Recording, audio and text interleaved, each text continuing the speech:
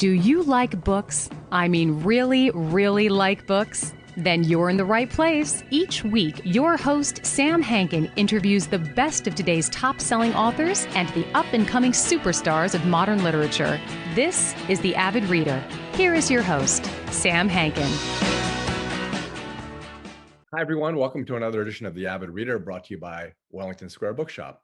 Our guest today is Paul Thagard, author of Balance, How It Works and What It Means. It was published by Columbia University Press about a month ago. Paul is a philosopher, cognitive scientist, and author of many interdisciplinary books. He's the distinguished professor emeritus of philosophy at the University of Waterloo, where he founded and directed the cognitive science program. His books include, but are not limited to, The Cognitive Science of Science, The Brain and the Meaning of Life, Hot Thought, Mechanisms and Applications of Emotional Cognition, Mind, Introduction to Cognitive Science, Bots and Beasts, What Makes Machines, Animals, and People Smart, as well as his 3-volume treatise on mind and society, which is a lovely set, and it's on the shelves at Wellington Square Bookshop.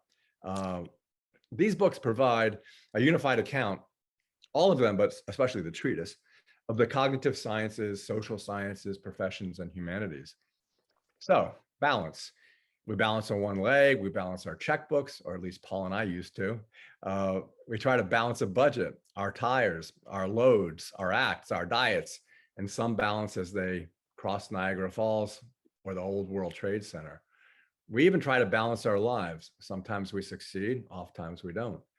Paul, in this intriguing work, relies on metaphor, analogy, and interesting explication to demonstrate how balance reaches and permeates on a micro and macro scale and affects us in our individual lives and as a species about to save or destroy its own planet, a delicate balancing act if ever there was. So welcome, Paul, and thanks for joining us today. Oh, thank you very much. It's a pleasure to talk with you.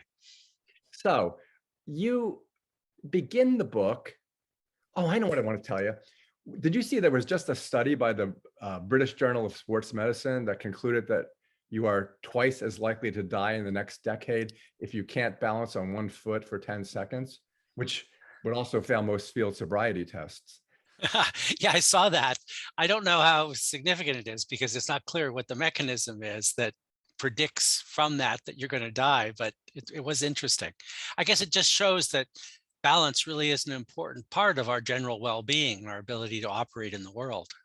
It's funny because when I read that, I'm thinking, well, what kind of protocol? And I thought you use the word bogus. Now, I'm not saying it's the same thing, but you use the word bogus a lot in your book. And I was wondering if you would put that in the category tentatively until you knew more. How would you classify that? Oh, that doesn't sound bogus to me at all. That Okay. sounds like good research. It's basically doing studies with proper controls, at least from the quick description of it I saw. I use bogus for things that are really much more seriously wrong, where they're trying to say something profound about the world, but are really failing because they're just not getting it right. So I applied especially to metaphors. So some metaphors are really profound. They're wonderful ways to understand the world. For example, Darwin's metaphor of natural selection is just one of the most best things that scientists have ever come up with. It's not really selection the way that people select, but he used that metaphor and it provides a wonderful way of understanding how evolution works. But at the other extreme, you get metaphors like yin and yang. When I took a Tai Chi course, which I did because I was interested in balance, and I thought it would be fun, and it was fun, and actually Tai Chi is known to be quite good. They explained it, the instructor explained it by saying that what Tai Chi is doing is adjusting your balance of yin and yang by moving the chi around your body. Well, this is bogus because there isn't yin and there isn't yang, and Tai Chi isn't working because of that. Why Tai Chi works, I think, and I give the explanation in my book, is because of it's changing your brain. It's helping your brain adjust yourselves to things in the world and getting your body to be better at keeping itself upright. So the Tai Chi, I think, is legitimate, but the explanation of it based on yin and yang is bogus because there's no such thing as yin and yang. It's funny, I went to a massage therapist today because I had a problem with my back, and I thought, what a great time to ask about balance and Tai Chi. And she said, as you said in the book too, maybe 40 movements in a minute, maybe 400 in an hour or less. And she said, like you say, how much harder it is to move slowly than it is to move quickly. Uh-huh. Yeah, that was really an eye-opener for me, because I'd seen Tai Chi in movies and I thought, boy, that looks really boring. Those people must be even older than they look. Um, but I signed up for it because I saw it help with balance, uh, and I just really liked it. It takes actually enormous amount of concentration and control. And so it's actually a terrific exercise in mindfulness and concentrating with your body and your breathing and things like that. So even though my course was years ago and I wasn't able to continue because of the pandemic, I still do it on a fairly regular basis because I think it's really valuable. I got tons of information and going down the rabbit hole and research from your book, but if I just took one thing away, I'm going to find a Tai Chi Yeah. class and take it. But before we dive into the meat of the 10 chapters and the numerous subheadings, one of the things I wanted to talk about as a bookseller is the cover. And because everyone who comes into my bookstore judges the books by their covers, that's why I love the treatise. This cover is something I wanted to talk about, which is the Wallendas, their successes, their failures, and Nick crossing Niagara Falls. And that's kind of what the cover is. It's a beautiful cover. Oh, right. Yeah, because it shows somebody on a high wire. I mean, that's just a really extreme case of balancing, because I would never do that. But because it's so hard and dangerous. But still, it's amazing that people could do that, to go across a Niagara Falls on a higher wire. So yeah, that was an extreme case. And so the designer at Columbia University Press, I thought, did a nice job of incorporating that into the basic idea of balance. Yeah, and when I looked up, of course, I looked at the Wallendas on YouTube videos and their failures, the catastrophes. What struck me the most was there was a family tree that showed these three generations. And I wonder, how is it that they all were able, how, there's no metaphor for what they've done and how they've done it generationally, but do you have any idea? Has any of your study led to a conclusion as to why 3 or 4 generations of a family would choose the same profession? I haven't seen any studies that would answer that question, but like everything else, it's probably a combination of genetics and learning. So there may well be a genetic inclination toward good balance, but of course, their environment is enormous too. They grow up with it. The little kids grow up with it. And so just like children who grow up in musical families have a huge advantage, people whose parents are doing acrobatics and balancing all the time have a big advantage there. So I guess it's the usual combination and interaction of genetics and learning. So you've divided the book into, as I said, 10 chapters and subheadings under them. How did you decide to come up with that format? Because like I said, it goes from the beginning, and we'll talk about it with your bout with vertigo and how you ameliorate it. And then I'm going, wait a minute, this is going to be a book about the ear and vertigo. And then it's not at all. Yeah. Well, that's partly historical, because obviously I started off with my own case of vertigo that happened 6 years ago. And that was quite distressing. I knew what vertigo is, but I'd never had the room spin before. Actually, maybe once when when I was young and drank too much, had the room spin on me. But that hadn't happened for decades, until one day I was in my basement just doing my weights and got up from my weight bench, and the room started to spin. And I thought, wow, this is vertigo. This is a real thing. I knew about it because I've known people who've had vertigo, but still, it was quite distressing. So that's what first got me interested in the questions of balance. I'd completely taken it for example, for granted before. So that's really where it started. And then really the next step was a couple years later when I discovered this Tai Chi course, because I was looking for something to do, and my local rec center was having it, and so I signed up for that. But then what really turned it into an intellectual interest was what I told you before about the teacher, who was actually a great teacher. I mean, he was very engaging and just incredibly precise in his movements and really elegant. I mean, I couldn't even begin to aspire to the elegance of his Tai Chi movements. but he was really amazing. But then he gave all this nonsensical stuff about yin and yang. And so because I've also got a lot, I do a lot of work in theoretical neuroscience. And so I started to think about, well, what exactly is going on in the brain when we're doing this? And so I knew a lot of the basics about neural processes, but I had to learn a lot about balance to figure out how it goes.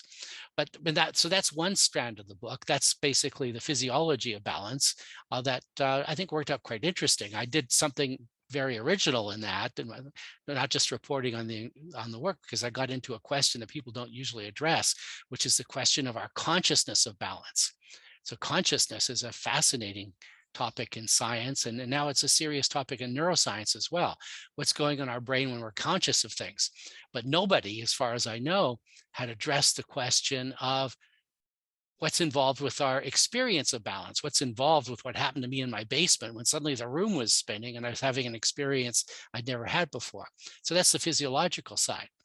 But something else happened while I was starting to think about this, namely the pandemic. So this was February, March of actually I can remember the day quite vividly. It was March 11th of 2020. And I was trying to debate whether I should go to my Tai Chi class, and the NBA announced that they were canceling all games. And the reason they were canceling all games is they had an outbreak and they didn't know what it was going to amount to. And I thought, well, that's it. If the NBA can't play basketball games, there's no way I'm going to a Tai Chi class. And that was the end of the class. But then very shortly, people were starting to figure out, well, what do we do about this? Do we really shut things down? And if you remember, in March 2020, lots of things shut down, not just the NBA, but people within a week or two were shutting down courses and schools, and restrictions on businesses and things like that. But when people started talking about that, they started wondering, well, just how much should we shut down? How scary is this pandemic? Of course, we know now that it was really scary, but it was uncertain then. And people said, we got to maintain a balance. But then I thought, balance? Hey, what on earth is this? That's not my Tai Chi balance. That's not my vertigo balance. It's something else. And I realized, oh, that's a metaphor. And I immediately started thinking of all the other balance metaphors I've encountered. So one that people use all the time is life-work balance. How do you keep a balance in your personal life against your work life? So that was really interesting. And then, and just from background knowledge, all sorts of other examples sprung to mind because I was familiar with the notion of equilibrium, which is used all the time in fields like economics and physics. And equilibrium is another balance metaphor. It's basically keeping in balance. It means equal weights, just like you have with a balance scale. So that really got me working simultaneously on these physiological questions of how does your body keep balance and avoid vertigo and falling and nausea and things like that. At the same time, thinking of how the concept of balance plays a huge role in the way we operate in our everyday lives, whether we're balancing a checkbook or balancing our lives or trying to balance lives and livelihoods once the pandemic took over. So I realized that the metaphorical side of it was really interesting too. And it was later that when I had drafts of almost all the chapters, where it suddenly struck me, well, what's the connection? What's the connection between our metaphorical notions of balance that govern so much of our lives and these and the physiology that's so important even for walking down the street? And so I tried to come up with a common account that would apply to both. Yeah, and the beginning of the book, as I said, I thought, oh, this is a book about the ear because the diagrams are excellent, both anatomically and with regard to processes, and almost like flow charts or Venn diagram. Well, not Venn diagrams, but the ellipses and the squares and the arrows and those things that allow us to visually interpret what you're actually writing about. But the question I guess I would have would be, well, first of all, why don't you very briefly, before we get into the real substance, talk about the anatomy of the ear that you talk about for several pages and show us in diagrams? Yeah, the inner ear is absolutely crucial to balance. This was, I think, a major scientific discovery. No one would have guessed it, that it's the ear that's helping you to balance. But over the last 100 years, people have really figured it out. And it was highly relevant to my own kind of vertigo. I mean, fortunately, as it turned out, the kind of vertigo that I had was a relatively benign and fixable one. because when I went to my doctor, she had me lay down and do a particular kind of test, and she immediately diagnosed me as having the benign form of vertigo that comes from having the crystals out of place in your inner ear. And so the crystals are actually really important in your ear for helping you figure out what's going on when you're moving your head in different ways. But what happens is sometimes they get out of place, they end up in the wrong part. And so they send the wrong signal to your brain, and the brain comes up with the crazy idea that the room is spinning when it isn't really. Your head's perfectly stable. So I was able to fix that thanks to my doctor, because she taught me something called the Epley maneuver, which moves the crystals back into place. And so these strange signals are no longer sent by your ear to your brain. And so you stop making the ridiculous inference that the room is spinning. And so you've got to have everything working right in your inner ear. You've got to have the different parts of the ear working together. You've got the signals to the brain all working. And when that does, as it does most of the time, then your balance can be perfectly fine. So you have to have this amazing complex combination of your ears working right, your eyes working right, your brain working right, the signals from your body working right, and it all being put together into a coherent package by your brain. Now, this fits with the work I've done previously in neuroscience and computational neuroscience, because I developed models of coherence, of how it is the brain with its billions of neurons is able to put things together into a coherent package.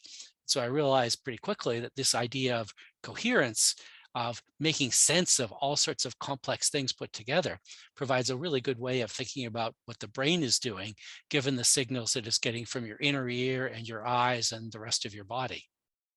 Yeah, I would recommend to everybody who reads the book to also go to your website, because, well, it's interesting in its own right. But in addition, you have some good, excellent resources with regard to this book, and by chapter. And for each chapter, you give lots of hyperlinks that take you to places that help you understand the book itself and are pleasurable. But it's funny because the first chapter, Balance and Brains, the only reference you have is to the one reference you have is to the Apple Watch. And I thought, there's an incredible metaphor, because my father-in-law has that, and he has had some medical issues. And I didn't even know till he told me that if you fall, it asks you if you're okay, and then summons help if you can't respond. Yeah, so it's an interesting question how that worked. And fortunately, at the time, my son Adam was working for Apple as a software engineer. So he explained to me how the Apple Watch does that. And of course, your phone can do similar sorts of things. So what it does is very similar to what your brain is doing. And so the Apple Watch or the iPhone or Google phones Android phones have got all sorts of sensors in them. And so they've got sensors that can tell how much you're moving and what kinds of directions, is there acceleration. And so the Apple Watch is actually doing things very similar to what your inner ear is doing. And then it's also, of course, got a very powerful computer, and it can put it together and come up with a coherent picture of what's happening. So that's how the watch can say, oh, he's fallen. I've got to do something about that. Yeah. So the accelerometer in the watch, just so I can get a good idea, the analog of that in the ear would be what? It's almost gyroscopic, but that specifically tells you how fast you're going, correct? Yeah, well, it notices that there's movement taking place, and that's what your inner ear does for you. So suppose I move my head quickly from side to side.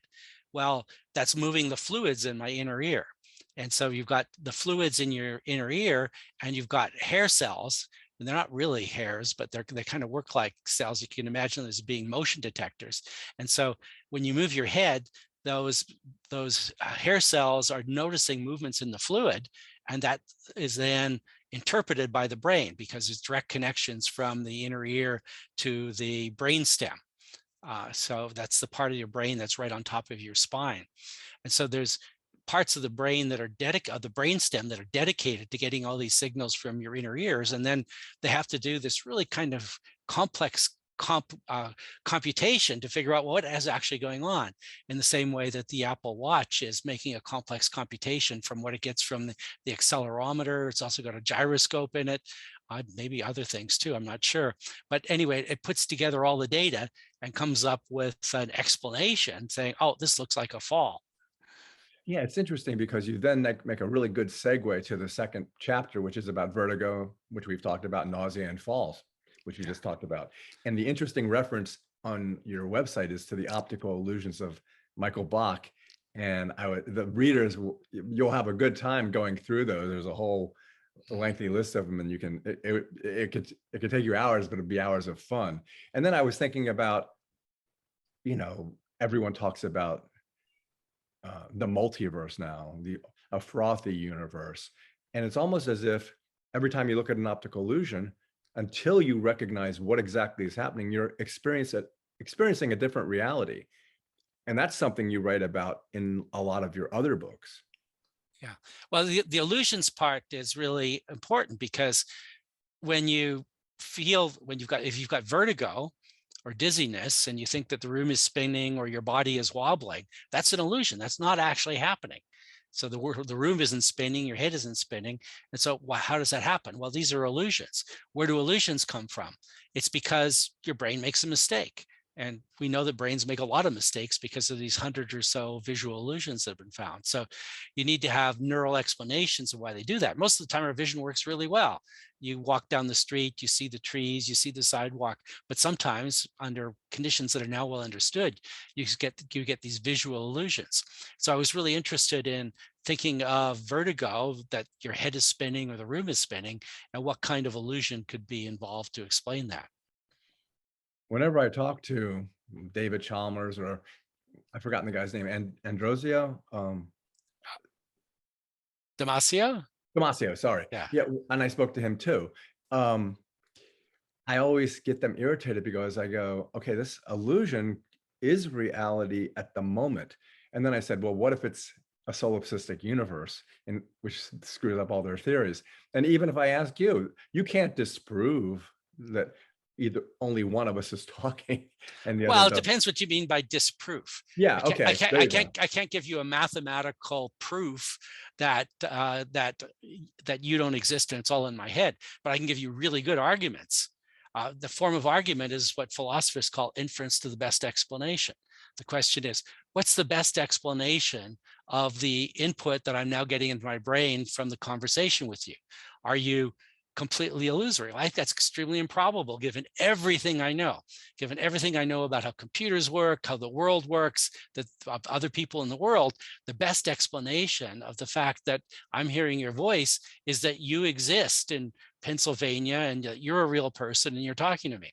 So it's an inductive argument. There's no deductive argument. There's no proof at that level. It doesn't matter. This is true of almost everything we do. So we've got a good scientifically based conclusion that solipsism is false. There is a real world and you are part of it. And so I'm not just doing this all in my head. So we have a good understanding of cases where perception is illusory. We know what goes wrong with the brain, but right now, as far as I know, there's nothing wrong with my brain. I haven't had any substances that could disturb my processing. I don't have any mental illnesses. And so the best explanation of the fact that you seem to be talking to me is that you really are talking to me, even though you're 1,000 miles away. Well, let's approach it a different way, since part of your expertise is in AI. Suppose I'm just passing the Turing test. Well, but passing the Turing, first of all, the Turing test is not a very good test.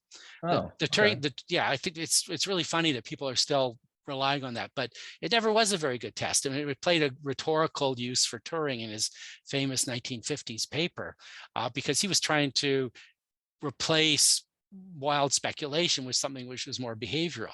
But of course, now we've got artificial intelligence. We've got seriously good artificial intelligence. And so we've got way better tests. So what should we deal with when somebody claims that a computer is actually intelligent? This is happening right now. I'm sure you've been following the debates about Google's Lambda system, because there's some engineer at Google who says that it's real, it's alive, it's talking to me, it says it's conscious and I believe it. But there's just a bunch of reasons for discounting that. One is that we know how it works. We know the mechanism that's behind Lambda and all these other systems like GPT-3. I mean, basically, we know their innards. We know the mechanisms that's operating there. And we know how different it is from the mechanisms by which human consciousness operates. So unlike David Chalmers, I think we've now got a pretty good neural account of how consciousness works. And GPT-3 or Lambda don't operate like that at all. So we've got that. And we've also got lots of ways of watching the behavior of Lambda to see that even though it might have a few sentences where it seems like it's intelligent and conscious, it can easily get lost because basically it's a clever fake. It's a clever fake based on the fact that it's been trained on vast amounts of language, but it doesn't have any perceptual interconnections with the world. And so it's got great syntax, but very limited semantics. Take the reader back to some of the things you said. You talk about the possibility of a writhing fish in pain having some kind of consciousness, but then you go back to a toilet. So explain that. Oh yeah, this is the chapter where I talk about neural explanations of balance and consciousness. So consciousness is, as I said, the real difficult part, because you want to explain why when you're walking down the street, you feel okay. But of course, if suddenly you trip and you're falling, you don't feel okay. Your conscious experience is really different. Or if you feel nauseous, if you're riding in a car and trying to read a book and suddenly you feel like you're going to throw up, that's a completely different conscious experience. And at the extreme, if your head is spinning or the room is spinning, that's vertigo. So where do these conscious experiences come from? So I think that all of these experiences are brain processes, but you got to be able to say what brain processes there are. And so there are three neural theories of consciousness now that I think are way better, of course, than anything that David Chalmers says, because he's just sort of telling stories and assuming that you can't have a scientific explanation at all. So one of them is called the information integration theory. And this has had a lot of influence. A lot of people are taking it quite seriously, but I think it's a bad theory. And one of the arguments I give against it being a bad theory is that Christoph Koch, who's a friend of the Tononi, who invented the theory, says that you've got information integration anytime when you've got something that has a causal influence on itself. Well, I read that and thought, well, that's just not enough, because toilets have causal influences on themselves. They have feedback loops, because that's exactly what happens when you flush the toilet and the water starts filling it up and the valve goes up and then it stops. So you've already got causal feedback loops in toilets. And anyone who says that a toilet is conscious is just not paying attention, because they have no behaviors that suggest that they're conscious. They can't say that they're conscious. They don't act in complex ways like a fish writhing in pain. So let's face it, toilets are not conscious, and neither are rocks, even a tiny bit. And neither, I think, is my watch, because it just doesn't have all of the complex mechanisms that make for consciousness in brains. So that's why I think any theory that says that toilets are conscious is not worth considering. But people take information integration theory seriously, as they do the other major theory today is Stanislas Dehaene's theory that it's a matter of broadcast from different parts of the brain, which I actually think is part of the story. And what I try to show is that both the good ideas about information integration and broadcast in the brain can be incorporated into the theory of consciousness that I've developed ever since 2014, that I think does give a good neural account that also applies very well to balance. So I think if you put these together, we can start to see that even though consciousness is really complicated, and even though our consciousness of balance is really complicated, we're at the beginnings of understanding how this can be scientifically explained. But when you say you're walking down the street and you feel fine, and then all of a sudden, well, you trip over something, you realize you need to lean out to touch a telephone pole so you don't fall over, or whatever happens that gives rise to I am and I need to do something. It bothers me, because then it seems like, okay, the rest of the time you're not conscious, but you are. I am. Oh no, actually, most of the time we're not conscious. That's not true. Yeah, well, first of all, I just heard a really funny definition of consciousness. Somebody defined consciousness as that annoying interval between periods of sleep. Wait, it's just a joke, and it's not annoying. I mean, quite often consciousness is really useful, but you have to appreciate that our conscious experience is just a very small part of our mental lives. We've got more than 90 billion neurons that are firing away. They're doing all sorts of information processing. But what comes to consciousness is just a very small amount of that. And so a lot of the things we do without consciousness. I mean, if you're a beginning driver, for example, you're conscious of everything. You're overwhelmed because you don't know what to do. But once you're an experienced driver, almost everything is automatic. Going down the road, adjusting the steering wheel, working the brakes, it's in fact completely unconscious and automatic. And that's true of most of the things that we do. So when I'm walking down the street, going for my favorite trail walk in my neighborhood, sometimes I'm conscious of some things because I like it when there's a particularly interesting bird song, or I notice a new tree and flower or something like that. But most of the time, it's just happening, and my brain is processing these things without me being aware of it. So awareness is only a tiny proportion of our thinking. Well, then, if I don't have awareness of my existence on a quotidian basis, unless something emergent comes about, like driving down the Amalfi Coast, not thinking about driving, and then a truck pulls out and I have to, without consciousness, before there's a thought, avoid that car or I die. Mhm. It contradicts the concept of living in the moment, which I still can only do 2 or 3 times a day. But when you're living in the moment, which is all there is, aren't you conscious of your own existence if you live in a specific moment, which is the only moment you can live in? It just No, passed. but not most of the time. When you do that, it's extraordinary. When Yeah, you I actually, know. could take breathing, for example. So one of the things I like about my Apple Watch is it's got a breathing app. And so 3 times a day, I do a 5-minute breathing exercise, and I pay attention to my breathing. And it's actually great because it's like Tai Chi. It's kind of relaxing. What it basically is doing is hacking your vagus nerve.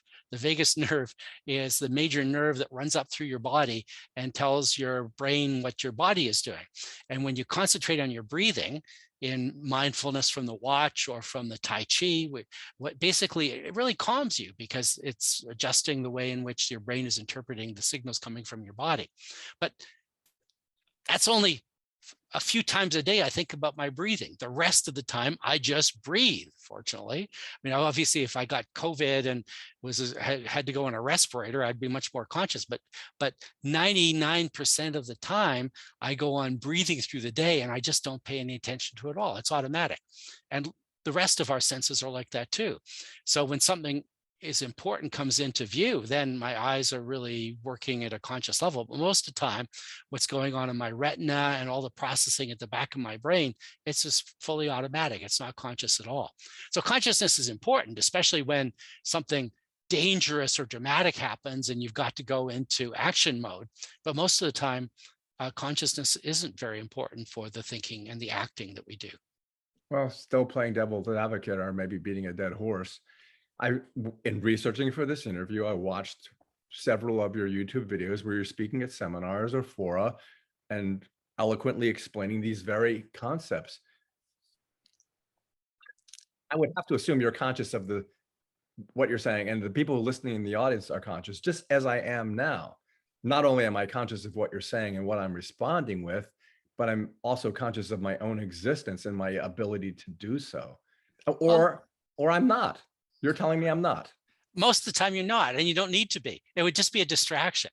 So I'm not consciously thinking about what my next sentence is going to be. If I did that, I'd probably be like a caterpillar trying to figure out how to make all its legs move in coordination, and I'd probably grind to a halt. Instead, at the totally unconscious level, my brain is processing language and generating these sentences. And afterwards, I can hear myself doing it. But if I started to think too much about that, it would just get in the way of the automatic process of generating the sentences.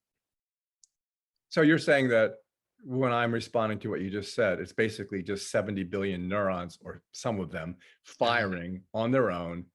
They tell me what to say, or who is the me that is saying it? Well, what the me is a really complicated question. For that, you need a whole theory of the self, which I actually have. I know. But it really requires the interaction of lots of different brain areas and lots of history and lots of learning and things that are stored in the synapses in your brain. There's lots of things going on there and being self-conscious as well. Yeah, I'm not asking you to talk to me for the next 36 hours, which is what we would have to do to get to somewhere there. But all right, I'll stop. Let me switch to something. Well, one of the interesting things is that I kept going back and forth to your website because, you give us a great deal of resources there. So if you go to the nature section, the only one you point us to there is that article about the 6th mass extinction. And you also, you yourself, and even in your lectures, talk about whether we're doing that. And when I said in the introduction that balance, there is no balance right now, because this is the first time that mankind can actually affect what could be the 6th extinction. So why do you send us to that? Okay, 2 things. Why do you send us to that article? You made a choice. And why do you have a section on nature when you're talking about your ear 20 pages ago, 40 pages ago? Yeah. Okay. So there's a metaphor. Yeah, it's because balanced metaphors have been really important in the history of biology. So there's some really good balanced metaphors in biology, like equilibrium. When people explain, for example, how you do get a balance between predators and prey. And so you've got a world where you've got both rabbits and wolves, and the equilibrium looks for a balance there. And I think that's actually a legitimate one. But there's an illegitimate metaphor that's been used called the balance of nature. You might think it's the same thing, but no, the equilibrium idea is much more precise. This idea of balance of nature tends to be much more mystical. It supposes that there's some sort of natural state that nature has that it tends to go back to. So this plays a part in various kinds of ecological mysticism. So scientists have actually abandoned the traditional notion of the balance of nature, assuming the assumption that there's some sort of natural balance that ecologies always go to. Instead, it's much more complicated. It's much more dynamic. And so one reason you want the notion of equilibrium is that it allows the possibility of dramatic changes where nature goes out of balance. And in fact, we've got another kind of metaphor, an imbalance metaphor, that applies to it really well. It's the metaphor of the tipping point. So people often now talk about tipping points, but that's really interesting. That's also a balance metaphor or an imbalance metaphor, because it means you're losing balance, you're going over. And of course, what we're really concerned about now with what's happening with climate change is that we're hitting a tipping point where, in fact, all the balances that seem to operate in climate, getting warmer or colder, but being pretty much the same, are in really big danger of going into instead tipping points, into states of disequilibrium, where things just get hotter and hotter, and we get more and more, and we get more and more storms, and we get more and more disasters. So I think we need to choose our metaphors carefully. We want to make balance work when it works, but not to apply it when it's based on bad science. So I think the idea of the balance of nature as a kind of mystical, natural state, the way the world works to keep itself going well, has been fortunately replaced by ideas about equilibrium, which show that we're just as likely to end up out of equilibrium and end up in tipping points that are really quite disastrous. So you got to make sure that the metaphors we use fit with the science. Right. And most people who come into my bookstore, they're thinking of the tipping point and Malcolm Gladwell, and we sell a lot of those books, and there's metaphors throughout.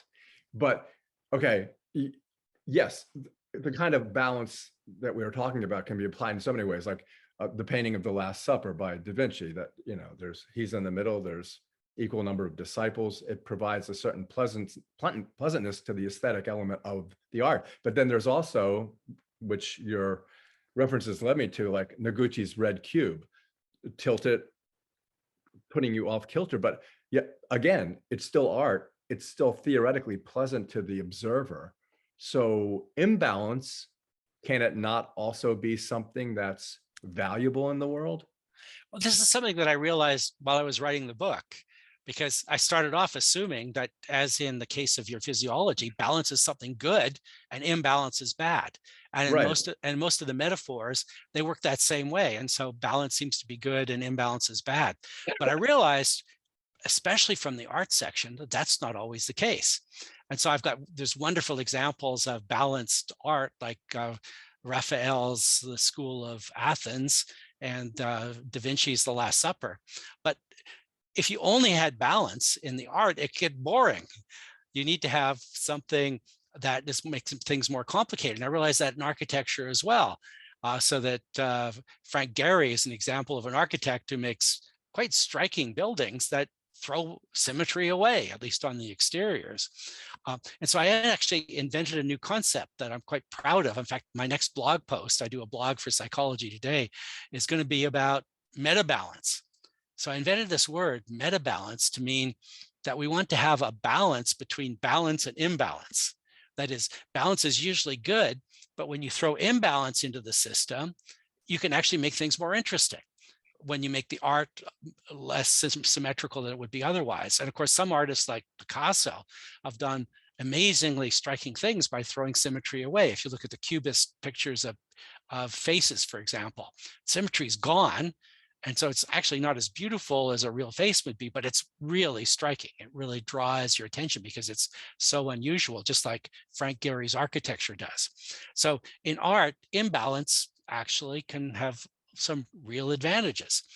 And that's true in life general. I mean, if everything were balanced, it could be kind of boring. Or if even to look at something like scientific development, we want to have a balance between theory and evidence, but sometimes theory races ahead.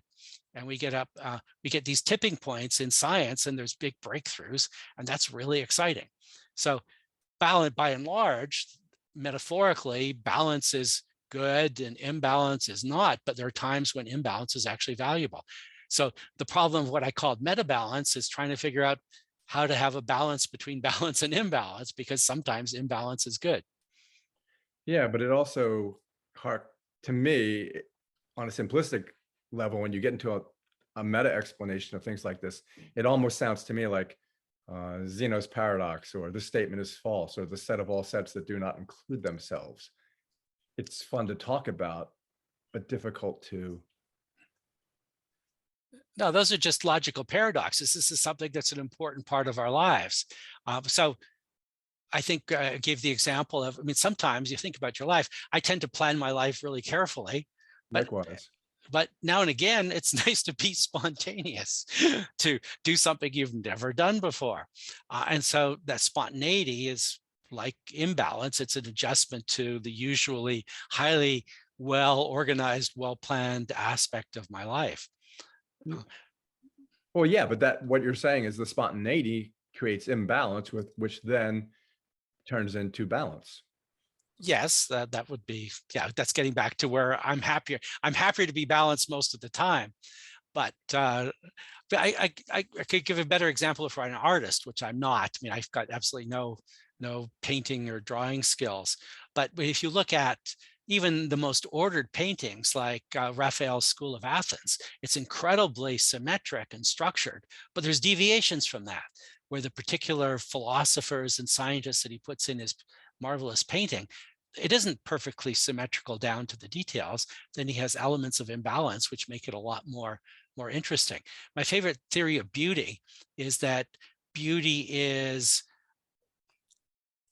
variety with disorder. That you basically have disorder that it gets organized, but you need to have some degree of variation, some degree of variety to make it interesting, and then you make it coherent. So you need the balance there between both coherence and variety in order to make the painting or the building or one's life be more enjoyable and interesting for the people who are experiencing it. What you write always brings to mind things that I think are pertinent, and then I realize they aren't. Like right now, when you said that, it reminded me of the perfect tapestry, which therefore they include a flaw in it, so it doesn't hearken to the divinity and they aren't being blasphemous. And the second, that's hilarious. I've never heard that story. Well, there's a theological concern. sure. But the aesthetic one, I think, is important, which is that some degree of variety is important, because if you've got perfect order, it's not as interesting to the eye, it's not as challenging to the brain, it's not as engaging. And so you want the degree of imbalance to draw the brain in, to make you look at it. And of course, there's some paintings that are actually ugly. I mean, I used to think that art was supposed to be beautiful, but no. And there's some paintings that are striking because they are so horrible. Things by Goya or things by by modern British painters like Francis Bacon, which are actually kind of horrific, but nevertheless, they're emotionally engaging. So I realized when I was writing my book, Natural Philosophy, that my naive view that art is supposed to be beautiful, or that music is just about beauty, was just wrong. But all kinds of art are about emotional engagement. And one of the things that can make art emotionally engaging is, in fact, if you've got ugliness or disorder or imbalance, because that makes the brain wake up and say, oh, something new and interesting is happening here. I got to pay attention. It's funny. I wanted to get through every chapter, and I'm jumping around. I apologize for that. But that, since we talk about, we're delving into philosophy, that's the last chapter. And I'll get to the precautionary principle in a second. But what came to mind, and I am conscious of it because it came to my mind, and I'm conscious of it. I don't care what you say. And so what came to my mind is Jesus, because if you see like the movie, The Last Temptation of Christ by Scorsese, the idea is that Jesus, he didn't want to be chosen by God. He said, to pick somebody else. I would much rather have a nice life with Mary Magdalene and have kids. And there's this. I think you read a different Bible from what I read. Well, definitely. No question about it. But the point is that I think that dichotomy between the divine and wanting to be human is like, should a man's reach exceed his grasp, or what's a heaven for? And for some reason that in my mind goes to that balance, prosaically, like a division between work and play, or work and family. But here's a question: which should I choose, and what leads to balance? I'm making a choice. Yeah, there you go. Choice doesn't necessarily lead to balance. Free will doesn't necessarily lead to balance. Well, we do make choices, and they'd often involve balancing acts, because we got to figure out how we do reconcile the different parts in our lives. But here we can actually draw on cognitive science and go beyond the metaphor. So people resort to these balance metaphors because they don't have any other way of talking about it, because they don't easily know what's going on in their minds. But here, this is where work I've been doing for decades now on computational models of the brain is really useful. So we can understand balancing as a kind of coherence, and we can understand coherence as a way of combining different constraints. So what's a constraint? Constraints are things that fit together or don't fit together. So to give you an example, suppose you're trying to make a decision. I was just talking to my son Dan this morning, and he's making a decision whether to accept an offer he's got from a French software company. And so he's balancing different constraints on his life and things that are important to him, quite reasonably. He's got a girlfriend who's a violinist who travels around the world. He's got a nice life in Montreal. He's got his own musical activities, but he also likes software. And so he's got to decide whether taking this job with the Paris company will now enable him to satisfy these constraints. So the way I understand balance, turning this now into something that's really quite precise enough that you can write a computer program to do it, is a matter of satisfying constraints. But of course, the constraints aren't just these positive things, they're also negative constraints, because he can't be both in Paris and Montreal at the same time. So you've got these things that don't fit together. And so we can actually give very precise mathematical computational neurological accounts of balance as a constraint satisfaction problem. So my general recommendation here is, let's go beyond this rather vague metaphor of balance and turn it into something precise. And fortunately, we now have good ideas from cognitive science that show how we can do that.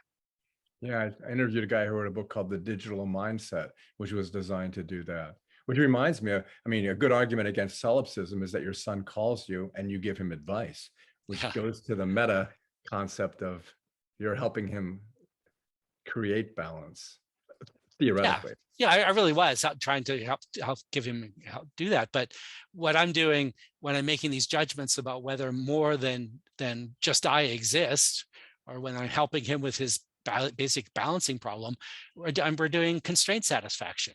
We're figuring out all these different constraints that operate in our lives, and how can we put them together into the most coherent whole.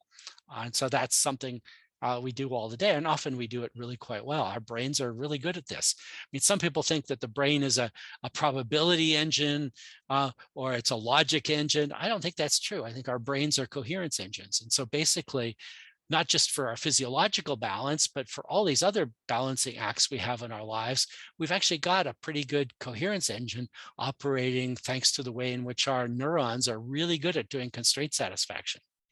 Well, that ties in nicely with the last chapter, and it brings up a concept which I just briefly mentioned, and most readers, including myself, didn't know what it is, which is the precautionary principle. How does that work? Yeah, that came up because some people say that the way you should deal with any kind of uncertainty is don't do anything unless you know what the risks are. I mean, that is, don't do anything if it might have some risks. But I think that's a horrible principle. I mean, if people followed that principle, humans would be 10,000 people still living in Central Africa. Instead, humans are spread all around the world because people do take risks, where they actually balance risks with benefits. And so it looks more exciting to go to the next forest or the next region and see what operates there. So I don't think we should follow the precautionary principle. I just use that as an example of a case where I think people aren't balancing things very well, because everything we do, whether it's dealing with a pandemic or getting married or having children, it's a matter of balancing costs and benefits. And the precautionary principle is too conservative. It says, don't do anything unless you know what the risks are going to be. But of course, lots of times in difficult situations, whether it's pandemic or everyday life, we just don't know that. Well, not to go further in invading the private life of your son, this decision process he's involved in now is exactly what you're saying. It's the old legal pad with pros and cons, draw a line down the middle and pros and cons, and then make a decision based on that, correct? Yeah, Benjamin Franklin proposed that, and I think it originates with him, and it's a good thing to do. Not that that actually settles it for you, because often it's happened to me where you do the pros and cons and you add them all up, and then you say, no, I don't want to do that. Well, what's going on there? Is that you're just being silly? No, what's usually going on is that there are constraint satisfaction going on your brain at the unconscious level that is coming up to a different conclusion from what you're getting by writing things down on paper. It's still useful doing the writing things down on paper and doing the 2 columns like Benjamin Franklin recommended, but that's only often capturing some of it. It's not always getting at what really matters to you. So if my son decided that what really matters to him is living in Montreal, and then I guess he decided, well, he's going to be able to live in Montreal because the job is full remote, but he's got to put these other things together. And part of what you do when you do these kinds of decision making by balancing is you discover what matters to you. You discover, in fact, what are your emotionally important goals. It almost seems it harkens toward hedonism or Jeremy Bentham's concept of utility. No, that's not right, because if you think that all that matters to you in pleasure, you just don't understand human beings very well. So Jeremy Bentham's idea of decision-making is based on pleasure was soundly criticized by his disciple, John Stuart Mill, who started off as a utilitarian, but realized that that was just way too simple, because people have higher sorts of goals. We have higher sorts of values. So it's not just pleasure that we value. There are, for example, ways in which we care about other people. There are ways, for example, in which you care about ideas. We have intellectual goals. We have relationship goals that don't reduce down to simple pleasure. So Bentham simply had too simple a view of the mind. So we can't do it just in terms of a calculus of figuring out what brings us most pleasure and less pain. This is why the balancing metaphor is actually useful, because we end up with things like our intellectual goals and our relationship goals and our achievement goals that aren't reducible to simple counts of pleasure and pain. That's why it's more complicated, but also way more valuable to be a human being that works with these really sophisticated needs, not just pleasure and pain. This is great because it leads me back up to chapters. This one, go back to the metaphor chapter where you're talking about goals. You're talking about emotion. You're talking about beliefs. You're talking about cognitive maps and concepts. And you put it under the aegis of metaphor. Is your son making a metaphorical decision? Does he? I'm not sure. He probably would decide it as a balancing act, I guess, but his base decision he's doing in just the right way. He's thinking about, well, does he really want this job? Is he going to be able to have the rest of his life to still operate? And as a fact, it looks like it will, because as I mentioned, it's a full remote job. So he won't have to leave Montreal. He can travel and be with his girlfriend a lot of the time. So actually, I think it's going to be, it's pretty easy choice for him, because this job is attractive because he likes the kind of work that's involved, and the other kinds of constraints are going to be satisfied. He's just being careful. So I don't think metaphors are playing a big role. Actually, I think he's doing what he should do, non-metaphorically, by treating it as a constraint satisfaction problem and realizing this is a good job offer for him because it satisfies his most important goals. Well, okay, let's look at a different metaphor then, posited by Archimedes. With a lever long enough, I could move the world. There's the fulcrum, there's the lever. It's a total imbalance. Or is it total balance? Well, that's interesting. The lever is a kind of balance machine. If you think about a seesaw is in fact a lever, Right. and it has to be balanced. But I guess what's interesting about the lever is that you want it to move and do something out of balance. But he doesn't really have a lever operating there. I don't think that metaphor helps with his decision or other important life decisions. But often with these life decisions, the balance metaphor is useful because we've got these different constraints we want to satisfy. Is this good for my family versus is this good for my career? Is this going to provide me money, or is it going to be fun? So we have these kinds of constraints in our lives that, at least at the superficial level, the balance metaphors are a perfectly useful way of thinking about it. If we go back to your other works, then, I guess kind of in conclusion to this interview, this conversation, if we go back to your treatise, the 3-volume set of Mind and Society, are there any ways that you see or trigger things that from this book? Because this book's, one, it's a book that I can read, and two, it contains, from what I've looked at your other work, it contains concepts that, especially the way it starts out, that aren't really in your other books. But to me, it seems like there's this consolidation. Yeah. I don't know if there is or not. Well, there's lots of continuity. And so the ideas about coherence and constraint satisfaction carry over from my previous works. And I've written about analogy and metaphor before, so that carries forward as well. And the kinds of things we're talking about. But the 3 books that I call the Treatise on Mind and Society isn't as readable. So for the balance, that was an academic book. For the balance book, I tried to write a book that lots of people could read. And it seems like it's happening. There's going to be an audio book. And so I've tried to make these quite difficult ideas from cognitive science and philosophy intelligible to a broader audience. And so I was able in the balance book, by taking this fairly accessible idea of the physiology of balance and the metaphors for balance and incorporating some of my previous ideas into it. I'm doing the same thing into the book I'm writing right now, which is on misinformation.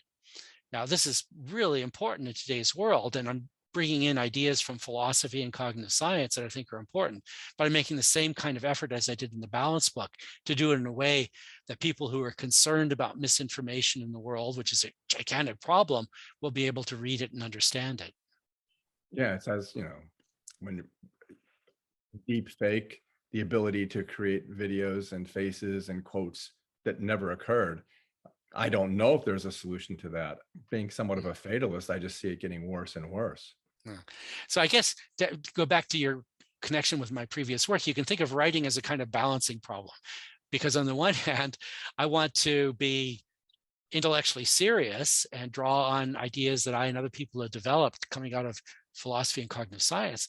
But on the other hand, especially at this stage in my career, I want to write things that people can understand and find useful. And that's the kind of balance I tried to reach in the balance book.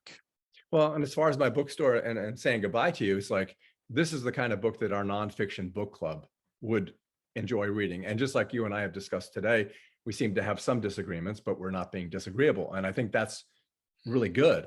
And I think with regard to balance, lastly, if you read this book and love it, understand it to a good extent, then you're going to do it.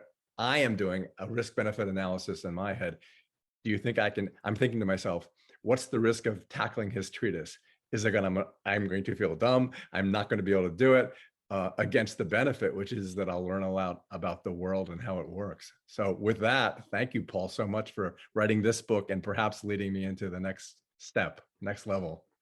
Well, thanks you for all the interesting questions and discussion. Yeah, it was great. Thanks again.